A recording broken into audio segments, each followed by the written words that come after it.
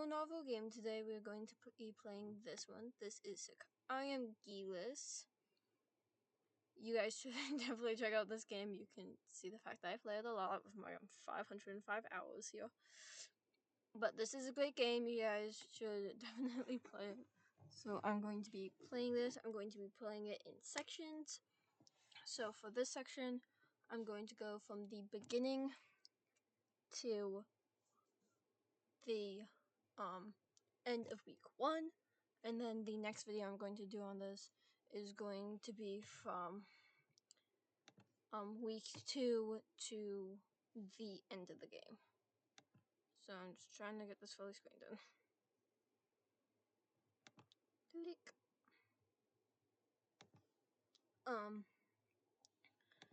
So we are going, oh, that's not button, options, full screen, should be easier for you guys to see now. So I'm going to do this whole thing. I know how to get the endings I want, so I'm going to be doing the levels ending. Tell me in the comments if you guys want me to do a different ending. If you want to see any of the different endings, I'll show you them. Some of them I may not be able to get to because I simply forget how to, but I will try and maybe do multiple series. So put comments down below if you want me to do some of the different ones after I finish this series. So of course, first name, nickname,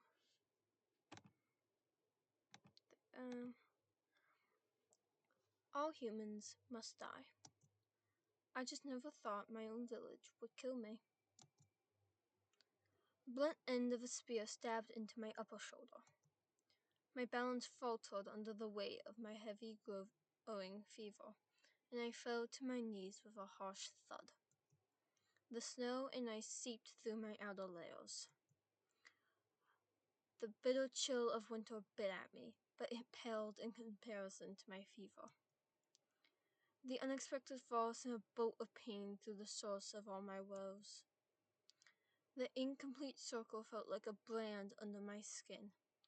The bruised veins spreading from it ached with each beat of a frantic heart.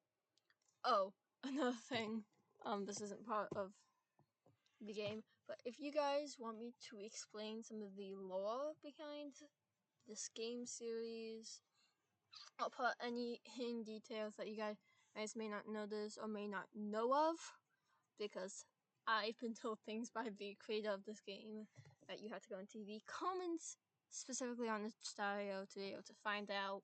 So if you guys want any of the secret lore, put down a comment below, and I'll either respond to your comment or make a whole video about it. Also put that down below. Alright, continuing with the game. The mark burned ruins onto my skin from the inside. These marks would spread across my body as a painful countdown of my condition.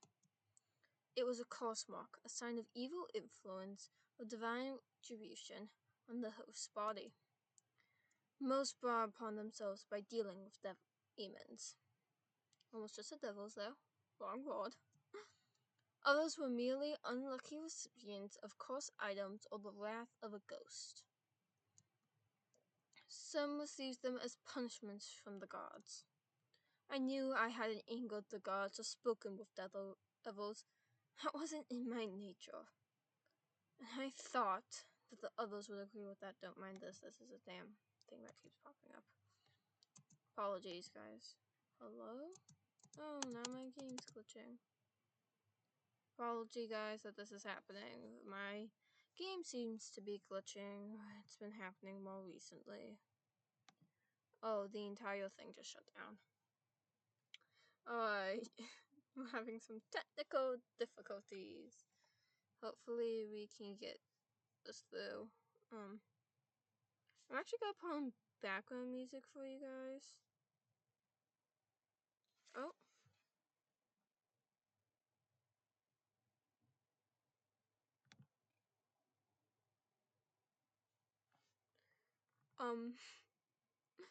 Let's see. Let's go back to thing. I don't know what you guys like, so I am just going to put on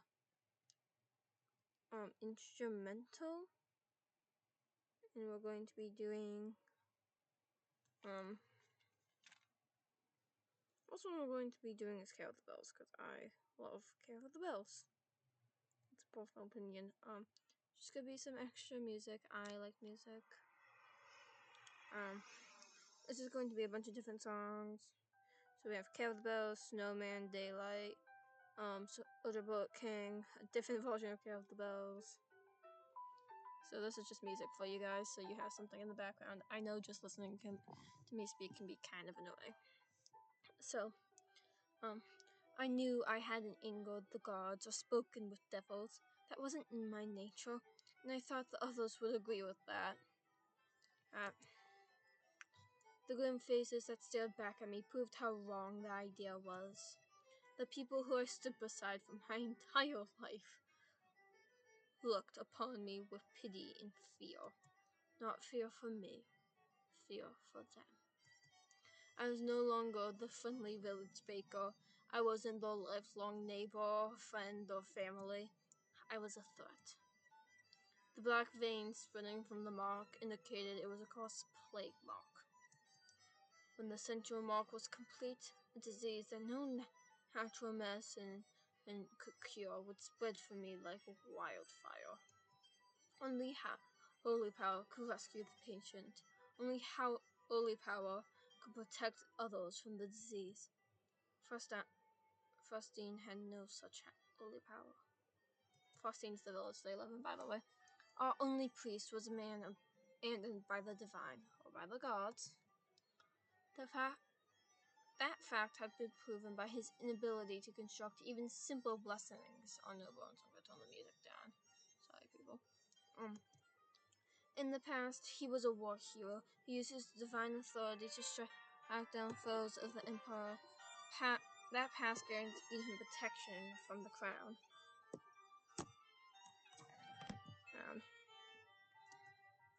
Hello? Oh, yeah, the cause of the melt is this, feather. You see why in a minute.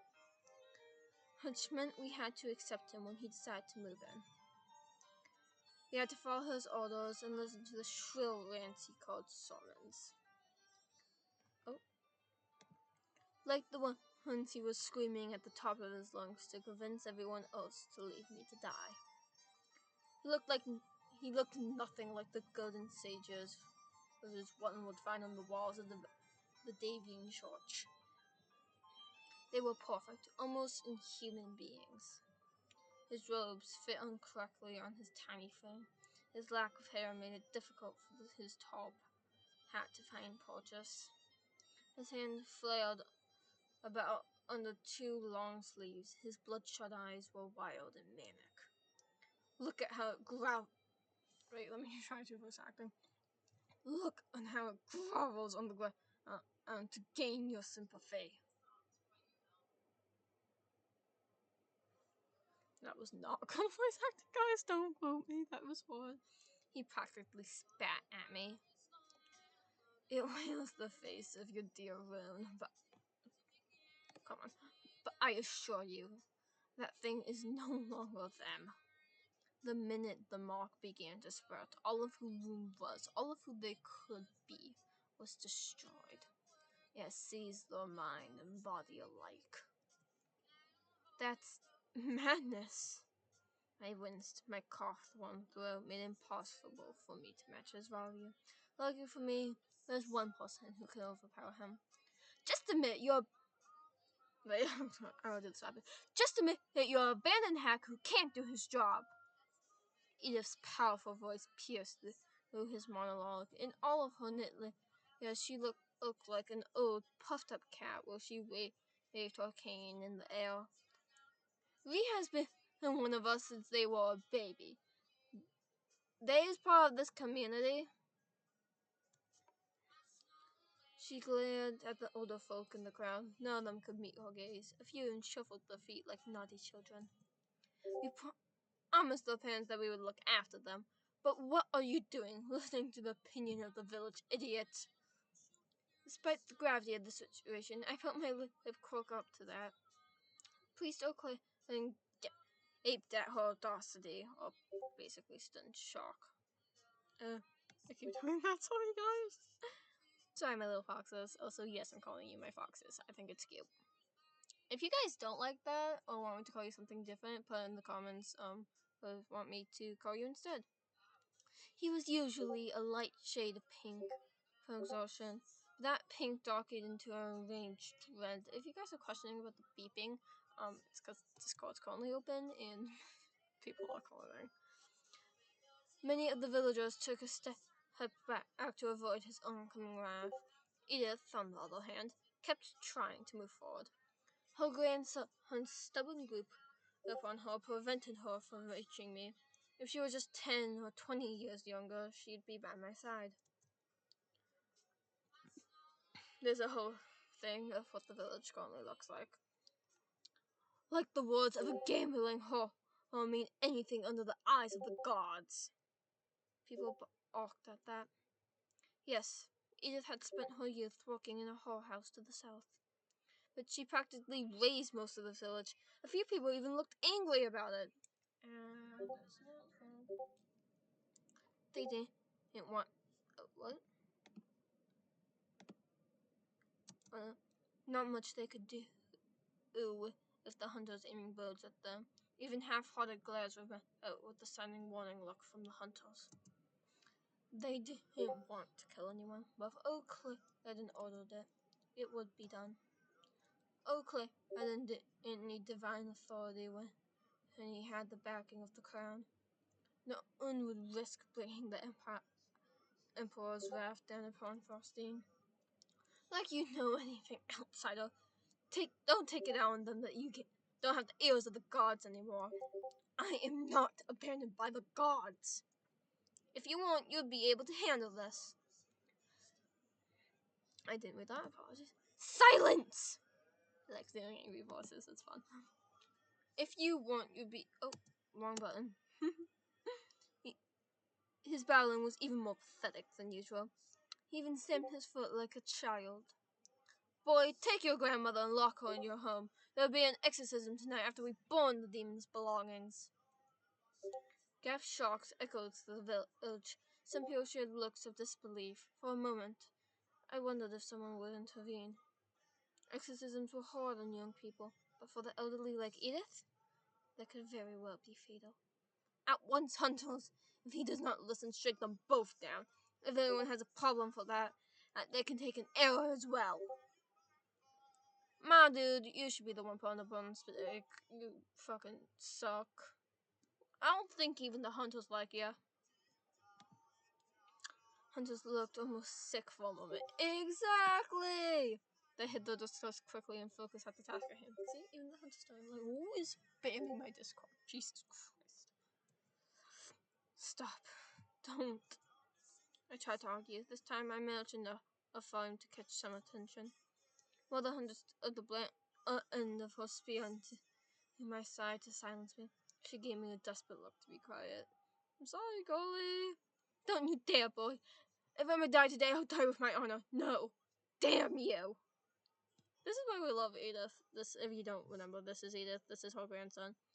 Townsfolk, hunters, I'm assuming this dark shadow over here is us, and then the priest who's sitting on top of a box, and snow constantly goes.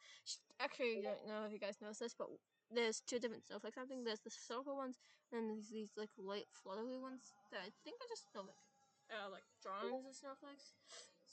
Edith's grandson dragged her away with the help of a hunter. She argued with each step, but she was too old to fight back. She was the 9th exorcism O'Clan has owned. Madu, we need to kick this dude out or kill him or something. Don't quote me on that. 8 other villagers, my only allies it seemed, had also been detained while arguing with him. Edith had just been one of the last to hear about this. I imagine her family tried their best to keep her away from learning about it all. For obvious reasons. My last offender was dragged away. Without Edith, I have no one who would or would speak for me. Flip those ones up.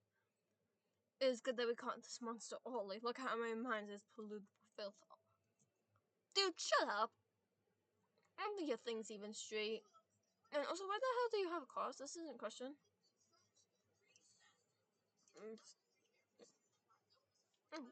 You look so stupid. It plays upon your notions of family and brotherhood, my dear. Your faithful flock. He's calling you guys boys. That's not something you want to be called. Do not fall for it. You use your sensitive hearts to spread its plague across the world. It is in its nature to spread head and destroy everything. Wait a second, guys. I'm going to put some fucking shots back on.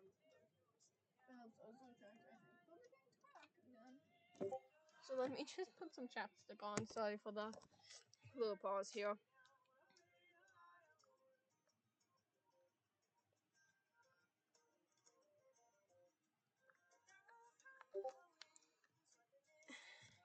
Alright. I know if I read this line, sorry if I'm rereading it. It is in its nature to spread and destroy everything. The priest sneered down at me. The glint of gleeful victory in his eyes made me shudder. But now it would die alone in the snow, away from healthy bodies. It could taint.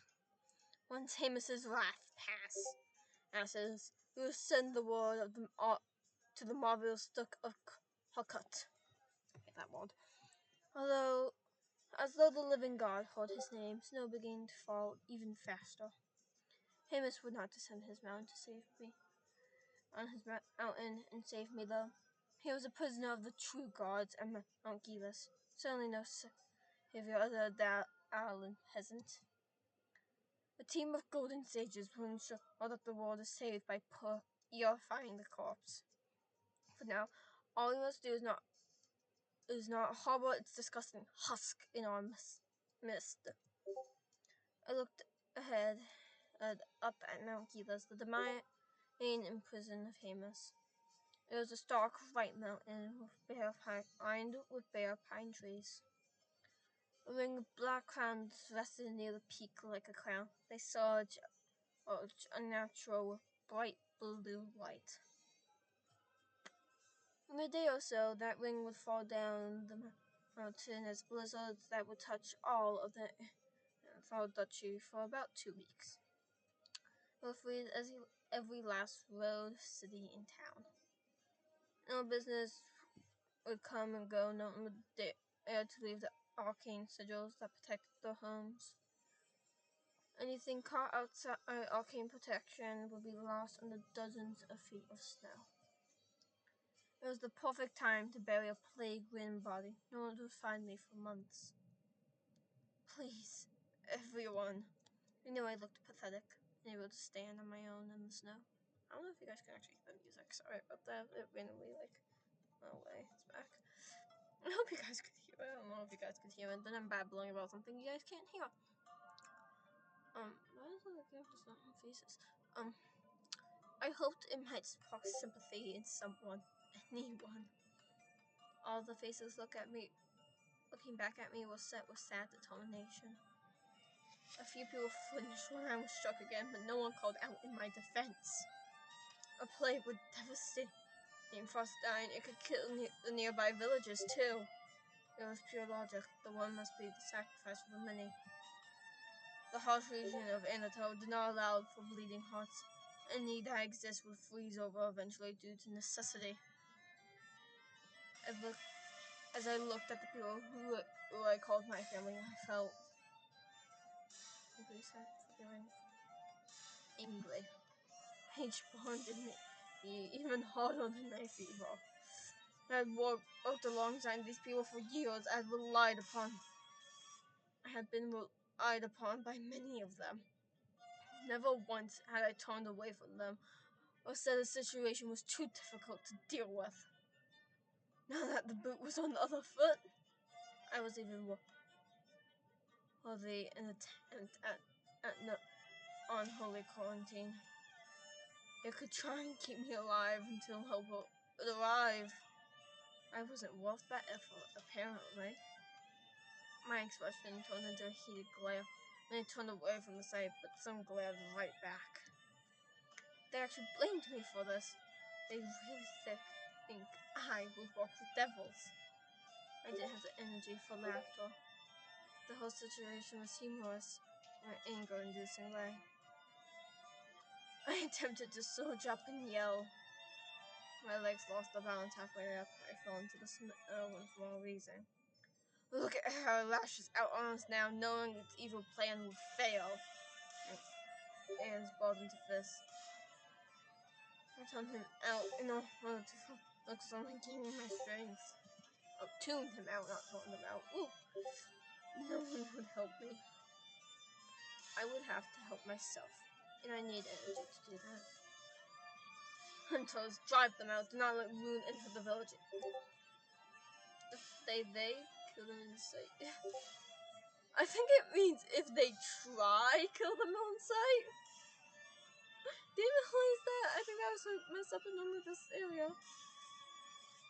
No questions, no second chances. Keep a tight perimeter, two of you. Come with me. Need to burn the belongings. We cannot risk that one of the belongings is overcrossed. All of it must burn. Oh, poor bakery. No one moved at first. Oakland stamped his foot and bellowed. At once! Oh, my voice is not doing good today. Christ, sorry guys. Christ, I'm not sick. My voice is just raspy. The crowd along me began to disperse.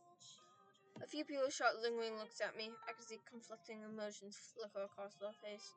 Then, no one dared step towards me. Within a few heartbeats, only 200 remained to escort me past the arcing barriers for the village. It took all my strength to haul myself out of the snow. It took all my focus to not immediately fall back down again. My stiff hands awkwardly shook the snow from my coat and pants. I was still freezing cold, but it did feel better. The hunters watched mostly carefully. They seemed particularly tense with my hands shoved near my pockets. They calmed once they realized I was just trying to keep my hands warm. They gave me a few seconds to get my balance. Then they gestured for me to move forward with sad, tired eyes. The walk was silent beyond our footsteps. I even tried to beg. They wouldn't do anything that could get them in trouble. At the edge of the barrier, they stopped. I continued on, leaving the protection of the only home I've ever known. Looks like I'm joining my parents sooner than they would have liked. Once I reached the edge of the entire forest, I paused to think about my options. I had gone to visit Old Man Miller early in the morning, expecting to be sent home with some medicine like usual. Perhaps medical condition? I didn't leave home ready for a long journey. No food, no water, no spare clothes, nothing. I had to survive a journey through the region, let alone through Amos's wrath. But there would be much of a journey to make. The nearest village was Everfollow. Everfollow was just as tiny as Faustine, but it did have a functional priestess. I also had family there, blood family. They might be willing to help me. The problem was time. By arcane caravan, it would take half a day to on the jet. I could tip a monkey lit. Is that separated Faustine from Everfollow by healthy foot? It was a 3-day journey. Bleh. In my condition, I doubted that I could even make it partway through the journey before I collapsed. The path was long, with certain death, but there was a shortcut. If one cut through the domain of Mount Gelus, they would find a walking path once made by the mother whale. Christ, not world whale. The barbarians to avoid the long trek around the mountain. It has once been the busiest road in the region. But Mount Gelus was turned into a prison for a mortal being. Not being fond of humans, it saw very little traffic. Deep within the new prison would be an abandoned temple to one of the gods. Living gods usually lived in these temples. Apparently they call all these temples Sacraiums amongst themselves. At least, that's how they would call the homes in the fables of old. You'll see a lot of references to fables of old in a lot of different things. This game, the game that comes after this. I don't know if they're mentioned in the demo game currently, but sure they might be when that game gets finished. The Sacraium was the seat of the power, but not the limit. By that being really annoying. Himis, supposedly, controlled every inch of the mountain from the highest tip to a mile around the bottom.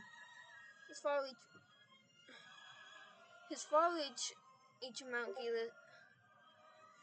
reach made every inch of Mount Gelus dangerous. I said that like 3 times. Christ, sorry. It is beautiful ocean scenery. This is so pretty. To outsiders, he was just the living god of medicine. To the locals, he was the living god of winter, too. We had our fables and our legends. He was known to be cranky and unpleasant, his mood swings caused by the weather after all. Sorry if you guys can't fully understand me. I have a speech impediment. It is not fun, I still deal with it. Even though I had speech therapy. Ugh. He'd also been blamed for more than a few thousand deaths. Despite that, Hamus wasn't the main problem. No, the main problem was the twisted creatures that dwelled on the mountains. All manners of devils soaked in the shadows of dead trees, and they gleefully preyed on any human they came across. Their antics ranged from simple human eating to torturing mind games that could last days. A sick, slow-moving target like myself would be irresistible. But if I didn't get caught, I could make it to Riverfollow in a day. It wasn't really much of a decision, not if I actually wanted to survive. If Hamus's wrath was ready to roll down the mountain, no one on horseback or in a caravan would pass me on the road. I couldn't rely on luck to rescue me. I needed to take the path I had the most control over. Did I want to survive? The question repeated over and over in my mind. My anger would answer quickly enough. Yes, I refused to die. I strained my back, looked towards the mountain that haunted the dreams of all in the hall children. It was my only option. I took a step forward, then paused in my bounds. Then I took another, and another, and another. The slow pauses had me grinding my teeth. My body could barely remain upright. Christ. My head pounded with agony, as my muscles screamed in exhaustion, despite the journey having just started. I refuse to die. I refuse. Determined and unyielding, I began my journey through the most dangerous area in all of the Empire. Hello? Despite I desperately tried to remember all fables surrounding Mount Gelus and its prisoner. Hamus, as far as we knew, predated the Empire by at least 50 years. So he had around 872 years of stories surrounding him? Damn! Oh. The mortal man who broke the law of mortality and defined death itself. Now a solitary figure on a mountain. Solitary means like alone. He's just there. It's only him. Mount Gelus was a dark, dangerous place from the beginning, but its new king made it even worse. Harsh blizzards recurred every winter. Even in the spring, the temperature barely rose. His characterization varied depending on the speaker. The charts told stories of brave heroes forced to defeat him with wit to save loved ones. The church also had fables about him as tricking people into leaving the faith and sending them to the hells. The locals quietly whispered old stories of desperate people pleading their case before an icy god. If he deemed their cause unworthy, he would grant them mercy.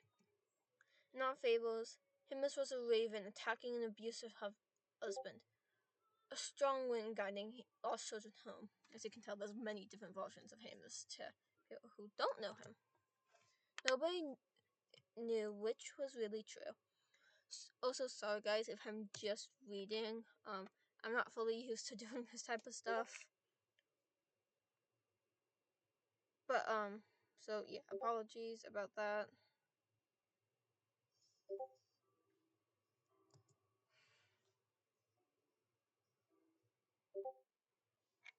Frankly, I doubted my ability to plead my case due to the splintering pain in my head.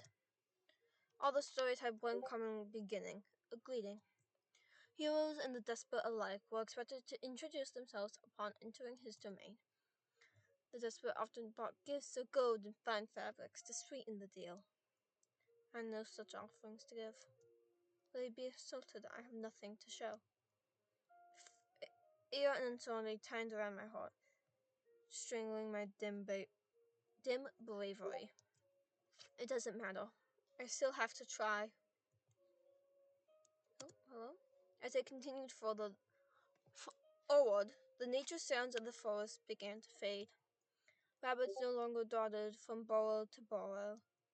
No squirrels scurried up trees with their cheeks full of food they need to survive. The deer known to trot about were nowhere to be seen. Most concerningly, the air began to slow. Wind reached uh, Wind began to grind to a halt with each step towards danger. The snow began to fall with an eerily perfect patterns. I knew the exact moment my foot crossed the boundary between my world and his. Icy dread and choked fear raced up my leg from my boot. My entire body shook under its weight. I took a step back, struggled to correct my panicked breathing. I can't. I turned to look back towards Faustine. Despite the distance, I could see a pillar of black smoke rising into the gray sky. They really were burning my things.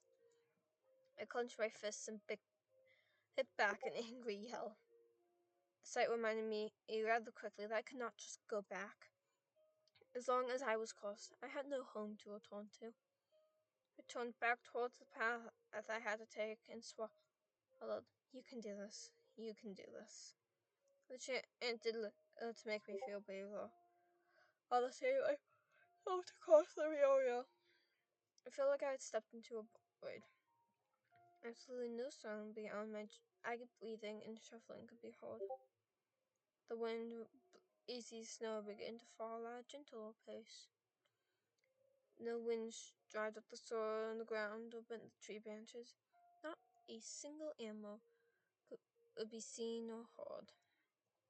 The icy feeling of dread and fear continued to crawl through me. The alien sensation felt like a parasite hunting for somewhere to go. I stood shivering and scared for a while, forcing myself to grow used to the feeling. It took time for me to find my voice again. No matter what, I had to greet the living God. I didn't want to find out what he did to unannounced guests. My hands added through my pockets, try and find anything I could offer up. I asked for a pocket knife, a wooden bracelet for my parents, and a handful of coins. I doubt he wants some isn't stingy knife, but maybe I could offer him some blood. If he was violent and foul, like the church said, he might be satisfied with a blood offering due to the pain it would cause. I didn't want to give up the bracelet. Oh, whoopsies. It was all I had left of my parents. The coins were probably the most neutral offering. They weren't gold, but silver might do.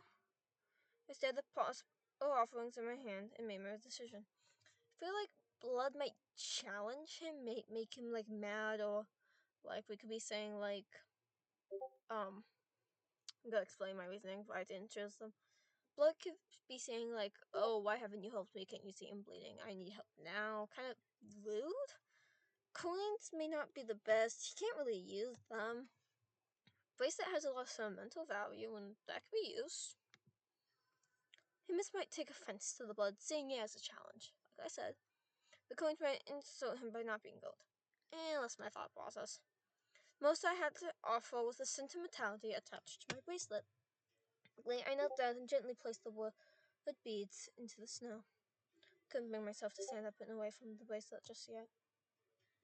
Thus I bowed my head and spoke aloud while on my knees. Hey, miss. My shoulders tightened at the sudden weight of unseen eyes slamming onto them. Even though I sat alone in the snow, another being was with me, in some capacity. I felt the presence move around me, absorbing me. I am but a sickly traveler seeking to use mortal paths. I promise not to cause trouble for you, and I apologize that this is all I have to offer. I trusted to the beaded bracelet. It's the last memory of my parents I have. Now having the beads thrusting against my heart made my chest feel empty. I offer it to you and beg you, please let me pass. The presence tightened around my frame. I watched as apologies, guys, for this. I watched a small roots rose from the snow, exploring the bracelet. A breath I didn't know I was holding fell out of me when the roots began to wrap around and pull it down. The sound of beating wings shattered the silence of the area. Dozens of ravens began to swarm my surroundings. Some white, some black. That's why we have a feather as a corsair. It was a surprising display of life in this Jesus Christ, my mind just went. In this place, they said only in a handful of great trees that filled this area. No coat touched any of the black trees. This made me realize that these trees did not exist outside Mount Gelus. The gray ones were comparable to pine, and the black ones looked like twisted dead things. I knew some stories spoke of a flock of ravens that dwelled in Mount Gelus, but I'd never seen them before. These ravens watched me with an eerie amount of intelligence. They looked back and forth at one another, almost like they were talking. I stayed completely silent. Can't. I flinched at the raspy croak. Dangerous. Another raven spoke. Each raven only spoke one word, and only spoke a second, when everyone else in the flock had spoken. Amos says, leave. I can't. Oh, then they continued, why? I'm sick. And? Right. Of course the living God would find it weird a sickly person would travel in his domain. Didn't make much sense. I should be at home resting after all. I have a coarse plague mark. So my loving fellow villager just cast me out into the snow. Bitterness seeped into my words, along with sarcasm. If I go back, they shoot me on sight. Winds continued to watch me in silence. I had another hasty apology. I'm sorry that I'm intruding. I really have no other choice. The ravens listened to me silently before looking back and forth at one another. It was really unnerving not knowing what they were thinking. Very well. I sighed in relief at that. The ravens took flight once more, leaving me behind. I was too lingered for a bit, but I was alone again soon enough. Me alone. The unseen observer also withdrew. That didn't go terribly. As far as I could see, I was still human and still sane. I hadn't been struck down in a fit of godly fury. Maybe I can do this after all. I looked around and tried to get myself back on track. I knew vaguely the direction I need to go. Didn't want to lose any more time. I thought my walk would remain a lonely one, but that wasn't the case. The ravens would flock around me from time to time. So I decided to actually change something, guys. Instead of going to the end of week 1, we're just going to go to week 1. I want to make these a tad bit short so people because I didn't realize how long this would be. Then I remembered how long a person I watch, SB Line, check them out. I'll put the name in the description for you guys, so if you want to go see them and see their videos, they're really cool. They also do a playthrough of this, so if you want to watch it and then see what I do, if I do anything different from them, then you can go ahead and do that. Honestly, they're amazing. You should watch them. Ravens would flock around on me from time to time. I felt the weight of invisible eyes again. The ravens were definitely watching me. Oh, I took that one. I never felt the weight of invisible eyes again, but the ravens were definitely watching me. When I strayed too close to one of the black trees, a white raven dove down and took me away from it. Just in time, too. The tree had leaned forward and bristled with black thorns. It struggled towards me, trying to grab me. What in the hell's? What in the hell's is correct? Why is a tree trying to grab me? That does not make sense, people. I recoiled from the unnatural display. Bad. Tree. Away. The ravens hovering near me, repeated the phrase twice more. By my curiosity, I did ask for clarification. And I want clarification. I doubt they'd be able to explain much. I don't want to know more. I'll be more careful. They seem satisfied with that. I made sure to keep my distance from the black trees moving forward. Yeah, I think that's a good idea. I don't think I want to be grabbed by, an evil tree? In a way, the presence of the ravens was comforting. And also rejected unnatural things so they could warn me if a devil approached. The younger ones were cute too. It was difficult to be humble when little birds were hopping around me trying to play.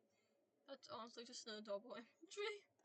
And there was a lingering shadow overhead, while I walked and teased one of the little ravens on my shoulder. Another raven, black with graying feathers, circled around me a few times. I noticed it was holding something in its mouth.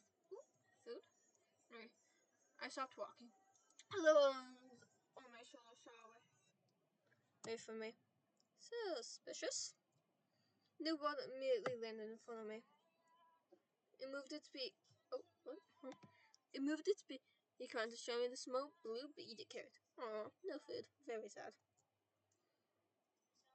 Then it hopped towards me, gesturing with its beak to me to hold my hand out. I looked up and saw that this was the only raven nearby at the moment. I hesitated before making a decision. I'm gonna take the bead. I like beads. I like blue. I like blue beads. I'll take that. Yoinks. Oh, right. Sorry, guys, if I randomly laugh at myself. It's nothing, I'm fine. It was cold to kneel down in the snow. The raven didn't startle when I almost fell. It waited patient for me to hold out my hand. The small bean rolled out its beak and onto my gloved palm. My hand, as the warmth from the bead sank into it. Ooh, magic bead? ? I clutched it in my hand and stood up. For the first time since I've been dragged out of the apothecary. That doesn't seem like the right word. Apothecary. Oh, thank you, little, I said at the maiden, unsure how to say gold boy.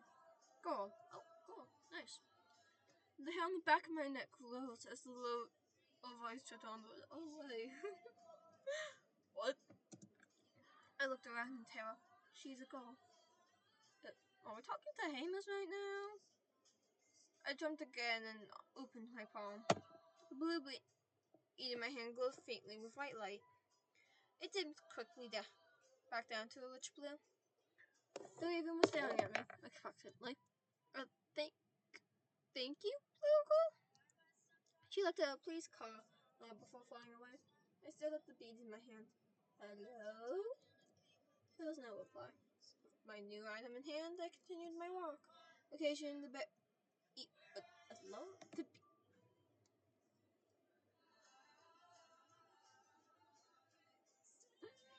The bead was out of light. I think give me short instructions.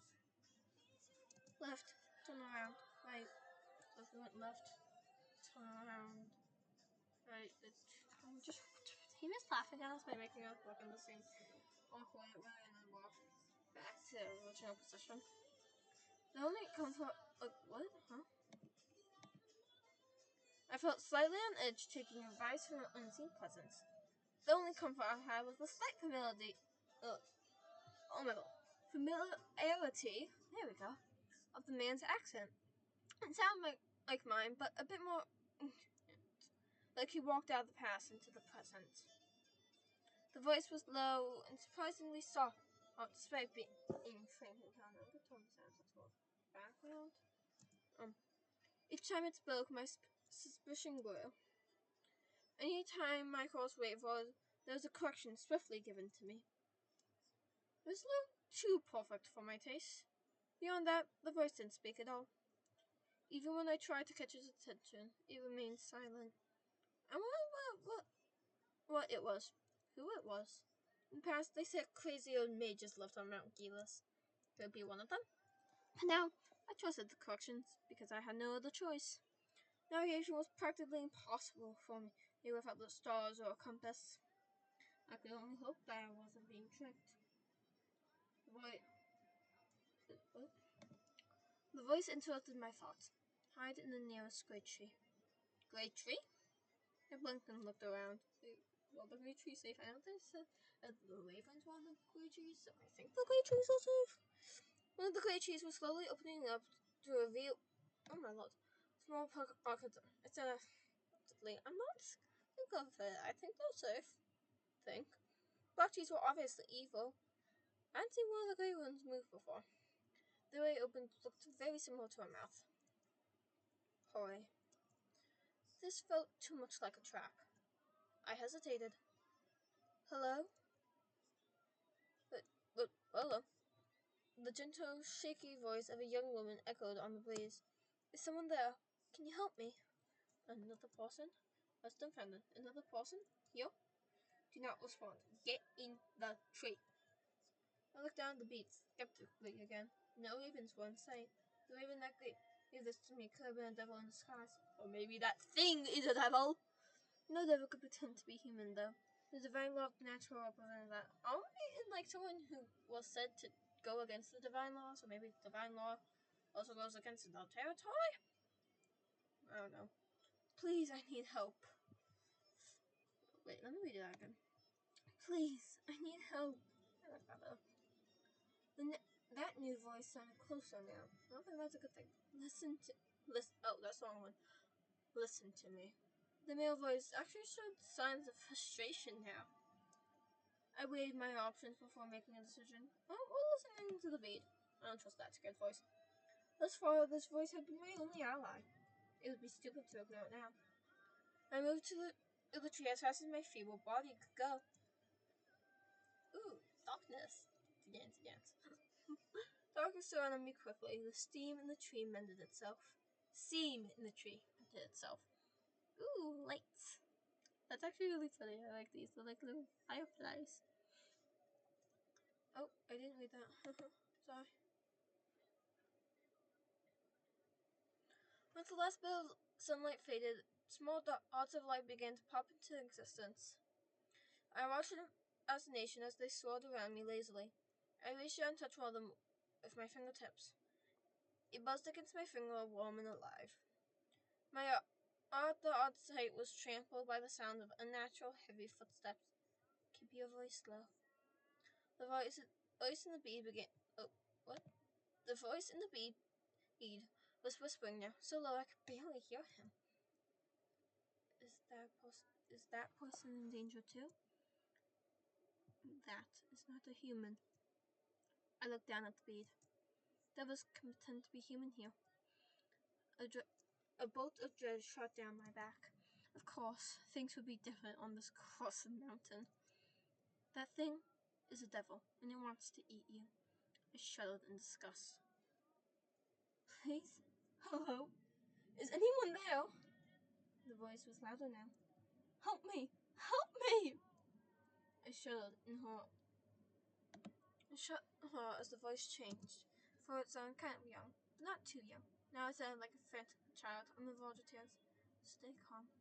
The voice in the beat tried to sound soothing. Imagine he didn't want me to freak out and draw attention to this tree. You won't get hurt. I won't let that happen. I gulped and clutched the bead tightly. The voice continued to persist around the tree. It circled around many times. I flinched when something slammed into the tree. Help me! Help me! Help, please, help me. I'm so hungry. I need help. Don't leave me. Something slammed into another tree nearby. How vexing. The voice growled. The lights in the trees slowly began to gather into the form of wasn't. Sadly, it doesn't show us this. Its intense gaze rendered me speechless. The figure of light looked me up and down. Your condition is deteriorating too fast. You won't make it tomorrow, class. He was matter of fact. I smell the noise of figure. Van fingers pressed against my lips. Shh, I will take care of you. I looked at the face above me in surprise. You are my guest. It is required of me to do so. You are sick. It is my duty to tend to the sick. This figure pulled its hand away from my face. I, I, I can understand if you are skeptical of me, but I'm being honest. When this tree releases you, follow the ravens. Hopefully the relation with me will help you feel less anxious. Anxious. Sorry about that, guys. Little foxes. It would. Devils could not make copies of themselves. Devils would not walk together. Thus, a flock of ravens would be a good indicator that the voice isn't a devil. Beyond the fact that it just saved my life, do you understand? The figure looked down at me, waiting for my answer. I nodded my head. The pieces had finally clicked together. A male voice that lived on this mountain. A voice that had the duty to the sick and a responsibility to his guests. This was himself. Hey, called it. I felt slightly daft, not realizing it sooner. Good, hold on a bit longer. The figure fell apart onto tiny balls of light once more. The presence left, and I was alone again. The devils hunting me took a small eternity to finally drift away. Once a good 20 minutes had passed with no sound of its... Oh, whoopsie. Once a good 20 minutes had passed with no sound of its voice, the tree opened up once more. I sighed in relief at seeing the flock of ravens waiting on me. It really was Hamus himself. They greeted me happily before taking flight and leading the way.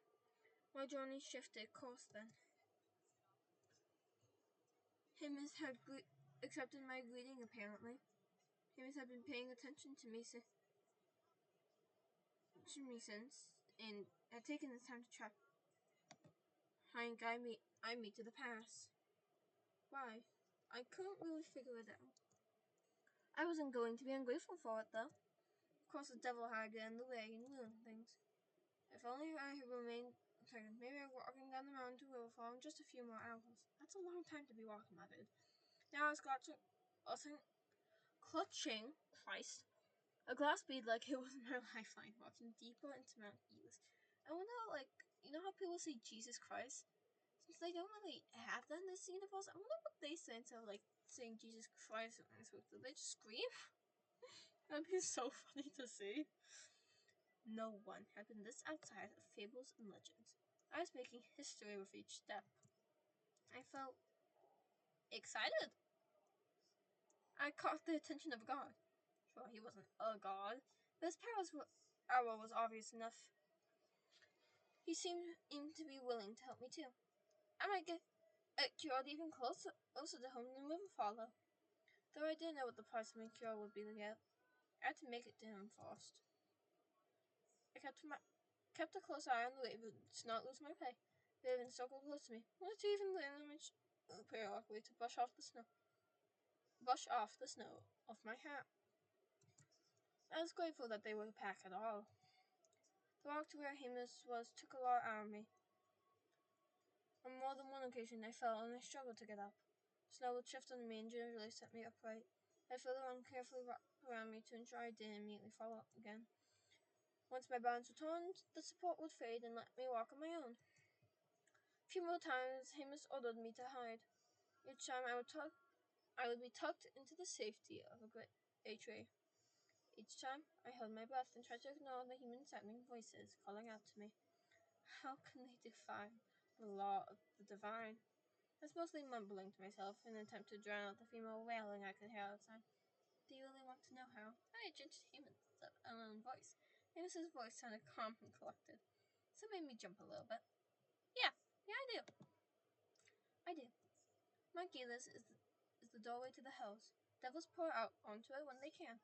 This area is not ruled by divine law, but once they cross into the world outside, divine law returns. And it's loud, please noise when I finish this thought. Gods, no wonder the stories talk about shape changes on this man. The bee went quiet once more. If the wind ever had passed, I was released to continue my walk. My journey took a long time. As night fell across Mount Gelus, the temperature plummeted. My legs grew too stiff to move, and I ended up stuck in place. No matter how much I wanted to be moving food, I couldn't make the frost begin to glow on my clothes. Exhaustion, dehydration, and hunger also made me feel weaker. I can't move any further. It felt bad to admit out loud, but it was the truth. The bead remained dark for some time. Then it glowed, and I felt Amos's presence once more. The snow beneath me began to shift. I watched in fascination as a horse of stone rose under me. Imagine how cool that would be to be like lifted up from underneath you. That would be so cool. I squeaked in surprise and would have fallen off if it weren't for roots holding my legs in place. The off elemental of a grinding noise that mimicked the neigh of a horse. Amazing. It's really big. I ran my hand along its neck, marveling at the way it vibrated. If it weren't for the fact that it was made of stone, I was a real frost in the dark. Once I was situated, it began to trot cautiously through the snow. With a small pop and surge of energy, flames began to pop in. I think that's what these little circles are. I never realized these were here until now, but that's so, cute little details. I hovered nearby, slowly warming me up. Thanks, Hamish. It's very sweet of you. I let out a sigh of relief. The stone had moved much, much faster than I had. Being an entity of pure elemental power, it didn't need a rest either. It was significantly a miracle how much, oh my god, how much ground this beast could cover compared to my awkward shuffling. I wonder why he didn't just start with this. At least I didn't have to navigate in the dark. I had no lantern, no torch, stumbling around. I don't know, he would probably send me face first into the black trees. The terrain grew harsher and harsher. Further up the mountain we journeyed. I could feel my body angling awkwardly with the shift. I thought I would be able to make this climb on my own. I wonder how high Mount Gelus is. I think I just skipped my horse. My own. I patted the horse's neck and thanks. After I had long enough to make my legs ache, the ground began to fall in a gentle incline. The mouth of a cave rested on the mountainside. Soft ruins glowed faintly with power, despite the constant snow. The stone floors between were exposed. The horse beneath me began to crumble. Gently, I was slid off its back and onto my feet once more. I could hear the sound of ravens nearby. One landed on my shoulder. Awkwardly, I shifted in the darkness. I wonder if I should call out to him. Moment. I looked at the raven in confusion. That made no sense. Although the ravens added to it, meaning I wasn't sure what to do. And I only had two options. I'm gonna wait for him. He said moment, but probably means I need to wait. I'm gonna wait.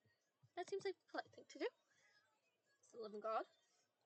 It seems to demand his immediate attention. A living God probably had other things to do besides babysitting some random human. Exactly my thoughts. I tucked my arms under my armpits and waited. Soon, bits of light began to light up in the dark. Wait, did they just... No, they were always there. And the sound of bare feet walking on stone. Bale? My dude, do you not have shoes on?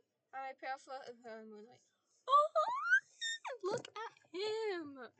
I fucking love him. He looks so cute. Does he have lip piercings? I think he has lip piercings and multiple ear piercings. And I think this is tied to his hair, which is so cool. Can't tell if that's earring or hair. But does he have gold in his hair as well? I think he has beading in his hair. That's so cool. I love this guy. I can't tell. Beautiful silver white curls pulled over thin short. Oh, I didn't finish right now. Bits of ice for some of the ends, and the glint of gold beans poked out here and there. So there are beadings in his hair. Oh, what the fuck? Two braids lined with gold thread framed a sharp face. A crown of ice only made him seem even taller. Unnaturally blue eyes stared at me, unblinking. His white lashes were colored with parts of his skin were blue with the cold. He didn't seem bothered by it in the slightest. Light violet lips pulled into a thin line while he examined me. He had slouched slightly to avoid hitting his head on the roof of the cave. The people of Moa were so to be descendants of giants. and seeing how he towered over me, I thought it to be true. As he absolved me, he untook his hands from his sleeves. One was noble, albeit covered in frost and tinted light blue. He chewed his nails as a very human walk. His other hand didn't even look human. It appeared to be made out of ice and warped black branches. It was still hand-shaped, but its fingers ended in sharp claws. Ooh, claws. I have weird obsessions, guys. The inhuman hand was quickly tucked out of sight behind him. No! I want to look at your claws. I want to see how they're made. I like things like that. You can see like bits of it. You can see how it's covered in ice here. This is not the mentioned hand. The one that he's hiding behind. This one is. Thank you for your patience. Amos gave me a slight bow. Something had come up that required immediate total attention. It's okay. It happens. Still, I apologize. It's a rude thing to do to a guest.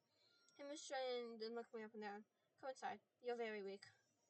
Amos gestured for me to join him. I eagerly walked up to him. If he was startled by my behavior, he didn't show it. What? I think his ears frosted here. He has this like little. I think this is one of those hook earrings. Like, so he has two cuffs here. It's like a dangling one. Again, the sun moon. I don't know if the earrings or not, but you can see how many more beads are here. Isn't that great? I love them. I want to find someone to do this hairstyle on me. We entered the dark cave of the hallway. Though I don't think I have long enough hair for it. My hair is actually pretty short. It's like shoulder length. It's actually shorter than shoulder length. It's like in between shoulder length and chin length. His human hand hovered awkwardly in the air along my upper back. I could tell he planned to grab me if I fell. It was comforting knowing I wouldn't slam face first into a stone floor. I wonder what kind of place a living god would dwell in. Would it be a vast temple carved from stone? Maybe it would be some kind of mystical gathering of arcane energy.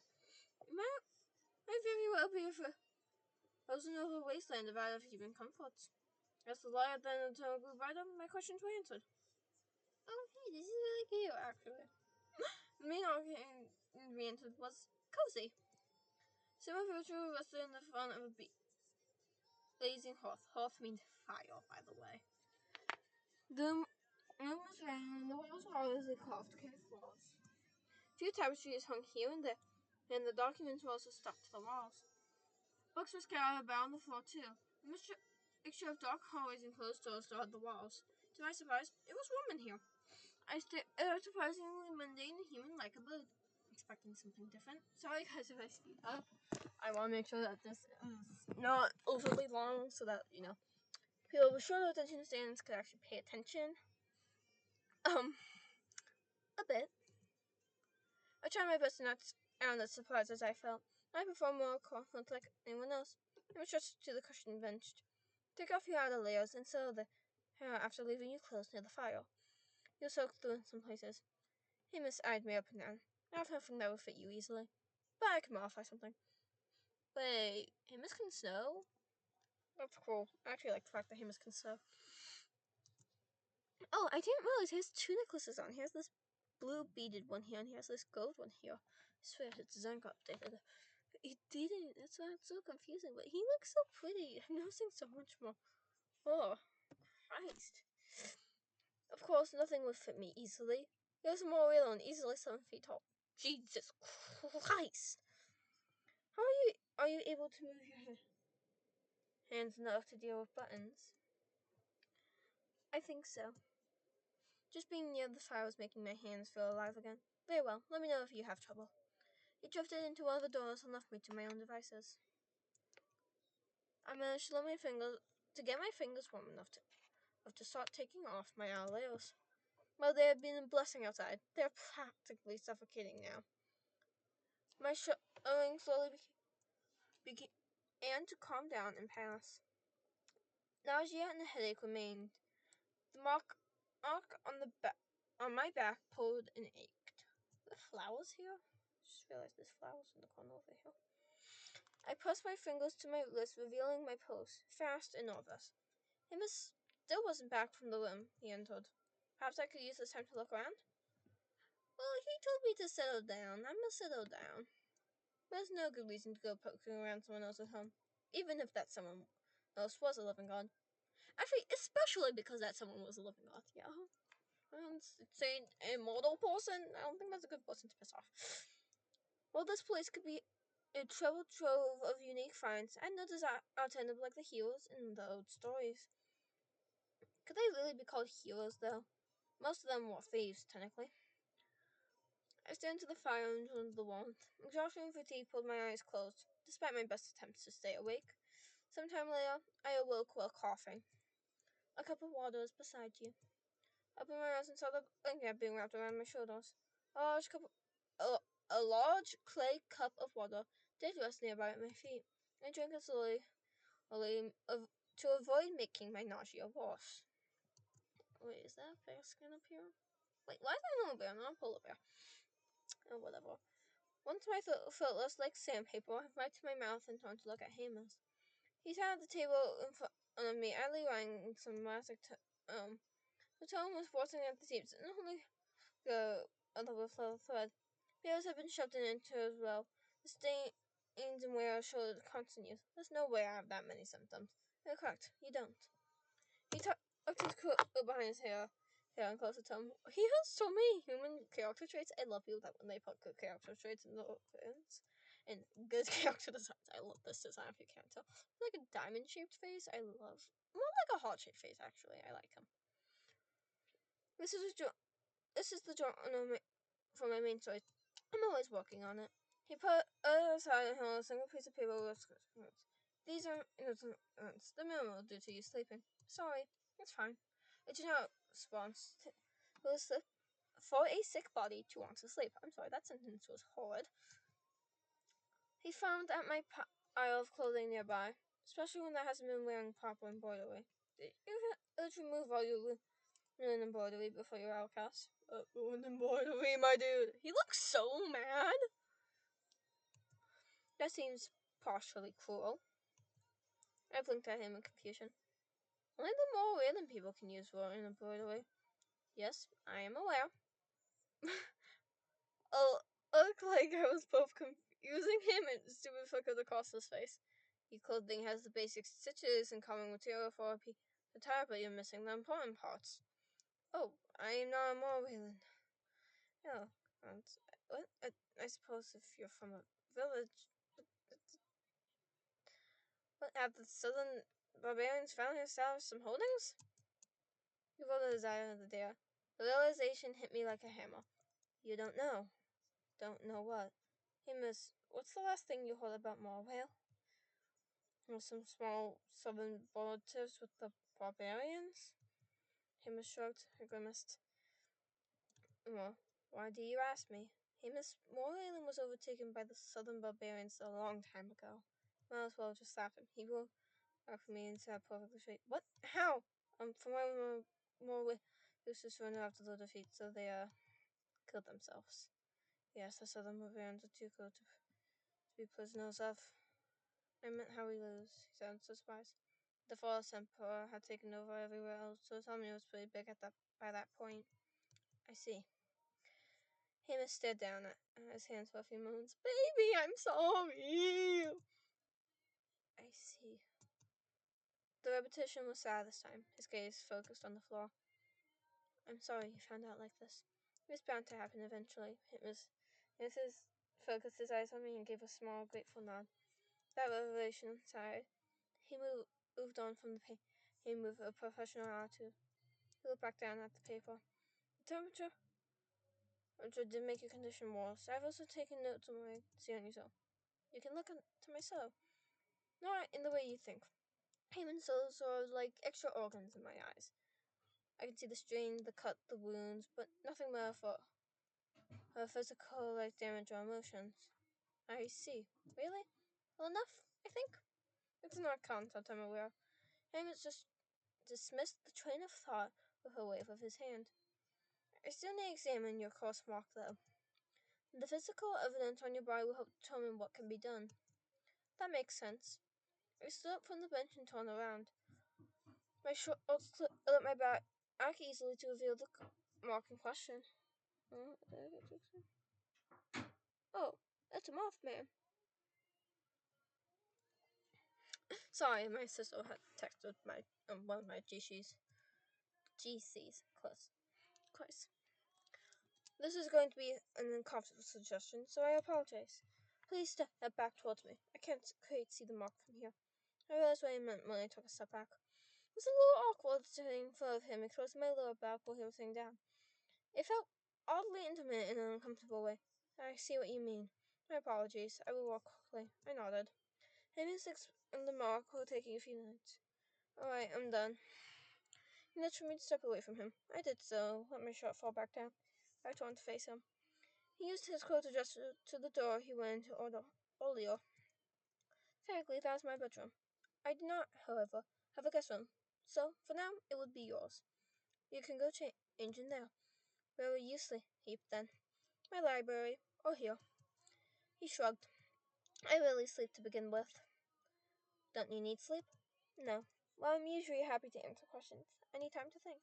Time to ask him if my situation was that serious. The intense look in his face while he wrote stopped me. I don't know if he needs to think about my condition or he needs to think about the fact that his people are all dead but him. Like, I feel like that's more of what he's thinking about, not my condition. I went to the room to change. It was a simple room with simple furniture. Like everywhere else, papers and books were scattered around. A small hearth burned in one corner of the room to keep it warm. I enjoyed the warmth while changing into my borrowed clothes. It hung awkwardly in places, but it was dry, light, and cozy. My fingers strayed across the embroidered underlayers curiously. No one in the Empire knew how to make runes out of thread. If we could, it makes survival easier in the tunnel. It made me wonder how many miracles were stored in this place. Humans had hundreds of years to grow out of powerful items and knowledge.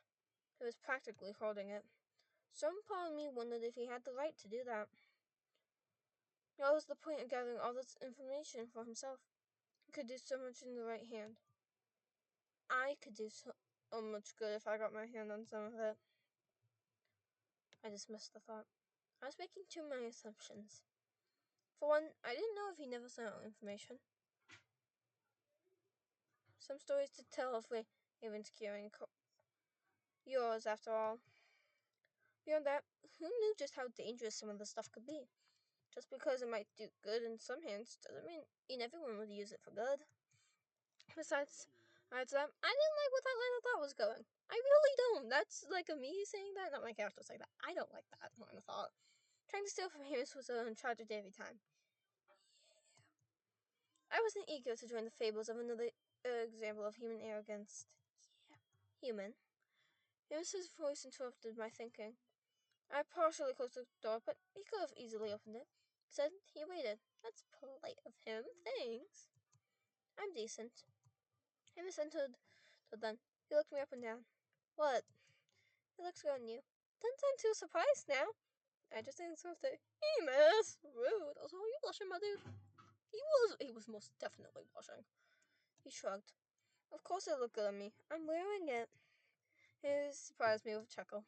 Hey! Whatever keeps your confidence high. Rude. Irrelevant. Your condition. We need to discuss it. I hate to say it, but you aren't about to. I knew that already.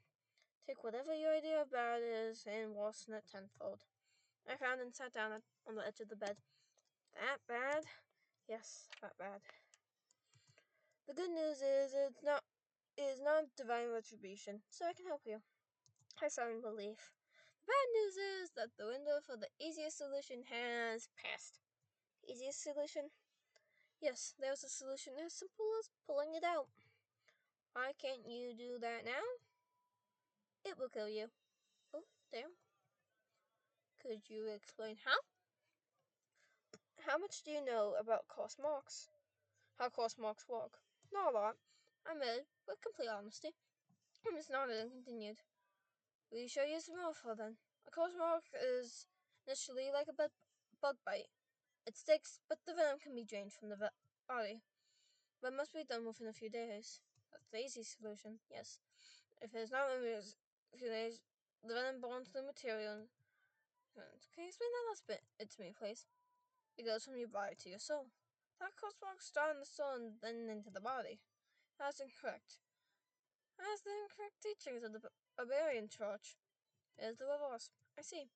Devils cannot just touch your soul.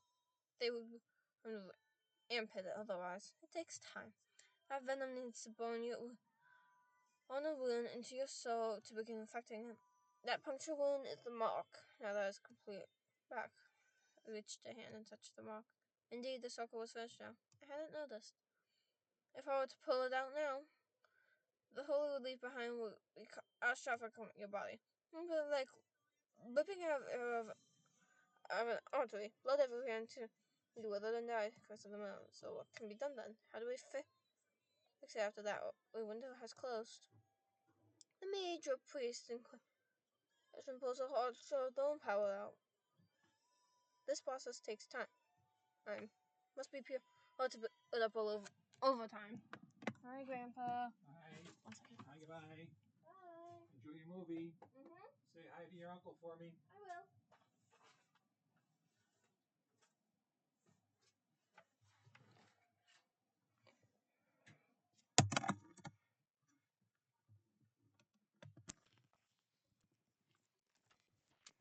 Sorry about that interruption, guys. My grandfather had just walked into my room. This process takes time. As a shard must be pure and carefully built over time. Then that jar is put into the patient, forcing out the corpse and sealing the hole in one motion. The wound left by a corpse mark will never heal naturally without one. So like ripping out an arrow and patching the wound with gauze. Something by the mere gauze, but yes. I call these creations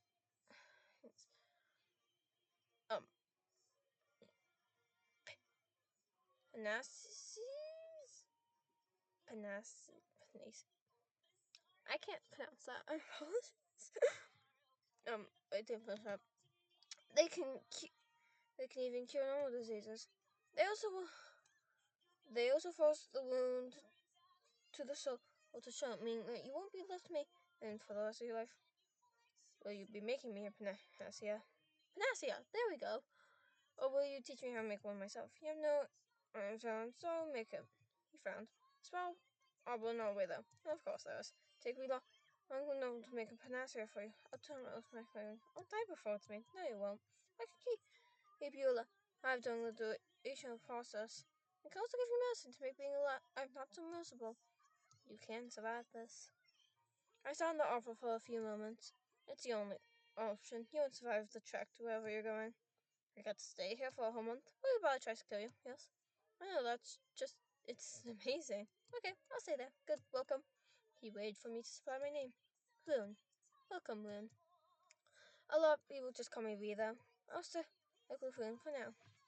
Please feel free to make yourself comfortable in the bed.